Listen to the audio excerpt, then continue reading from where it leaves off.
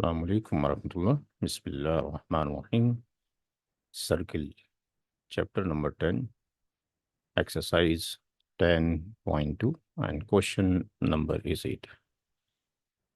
Question number 8 के अंदर फिर एक प्रूफ करना है। Quadrilateral ABCD is drawn to circumscribe a circle,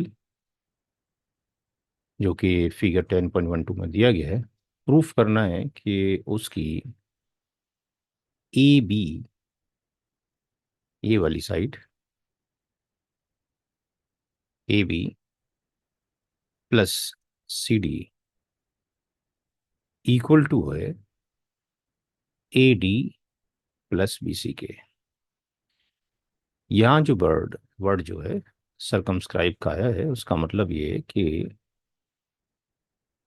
जो क्वाड्रिलेटरल ड्रॉ किया गया है वो उसकी जो चारों साइड्स हैं वो किसी ना किसी पॉइंट्स को टच करके निकली हैं। यानी यू कैन से कि यहाँ पर ये एक लाइन है जो कि इस पॉइंट पे टच कर रही है, ये एक लाइन है ये इस पॉइंट पे टच कर रही है, ये इस लाइन इस पॉइंट पे टच कर रही है, ये लाइन इस पॉइंट पे टच कर रही है।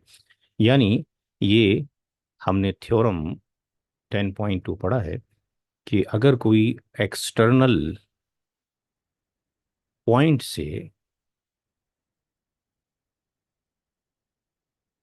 लाइन ड्रॉ किया जाए और वो सर्किल के किसी पॉइंट को, यानी जिसको पॉइंट ऑफ कांटेक्ट कहा जाता है, अगर टच करती है तो वो दोनों टेंजेंट जो कि किसी एक पॉइंट से ड्रॉ किए गए हैं वो आपस में क्या होंगे, बराबर होंगे। यानी ये आपस में बराबर होंगे।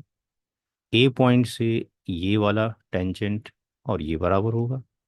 इसी तरीके से सी पॉइंट से दिस वन बराबर होगा। और इसी तरीके से बी पॉइंट से दिस वन और दिस वन बराबर होगा। हमें प्रूफ करना है कि A B plus C D equal to A D plus B C. तो इसमें हम यूज करेंगे थ्योरम 10.2, जिसमें ये कहा गया कि किसी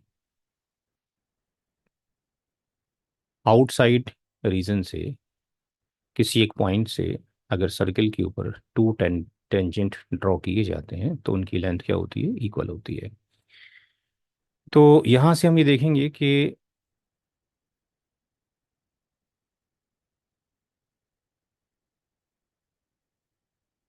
यहाँ पर ये जो डी आर एक टेंजेंट है,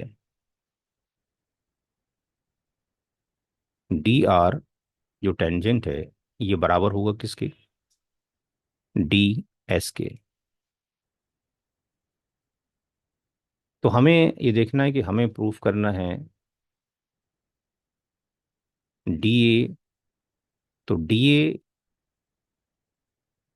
के रेस्पेक्ट में और डी आर के रेस्पेक्ट में हमने इस पूरी पूरी लाइन को कंसीडर करने की कोशिश करना है। तो यहाँ पे एक तो ये हो गया टेंजेंट। इस लाइन को पूरा करने के लिए, यानी एडी को पूरा करने के लिए मुझे डीएस की भी ज़रूरत है। और यानी इस एडी को पूरा करने के लिए मुझे डीएस की भी ज़रूरत है। और किसकी ज़रूरत है, एस ए की भी ज़रूरत है। तो यहाँ पर जो दूसरा टेंजेंट है ए एस, ये बराबर हुआ किसके, एपी के। तो यहाँ से हमारे पास ये पूरी एक लाइन आ गई एडी। अब हमें एक दूसरी लाइन की ज़रूरत है जो कि ए बी हो। तो ए बी के अंदर ये ए पी तो आ गया, लेकिन हमें पी बी चाहिए। तो यहाँ पर ये पी बी और ए पी मिलकर ए बी बनाएंगे। ए पी और पी बी मिलकर, तो पी बी इक्वल टू होगा टेंजेंट किसके, पी बी क्यू के। तो ये बी क्यू हो गया। अब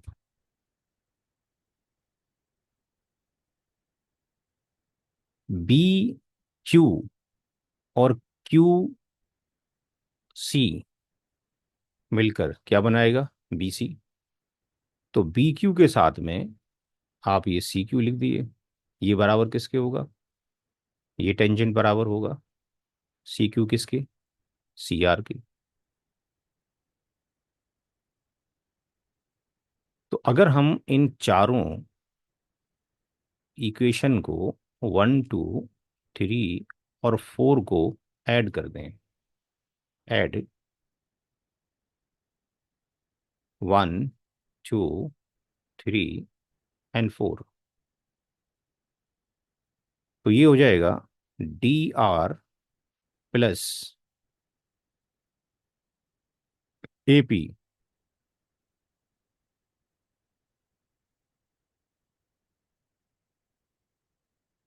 plus PB plus CR equal to DS plus AS plus BQ plus CQ। अब यहाँ पे देखिए कि कौन सा कॉम्बिनेशन कहाँ पर हो रहा है, DS और AP, DS दिस वन और ऐसे DS और AS, DS और AS ये मिलके क्या बन जा रहा है, AD।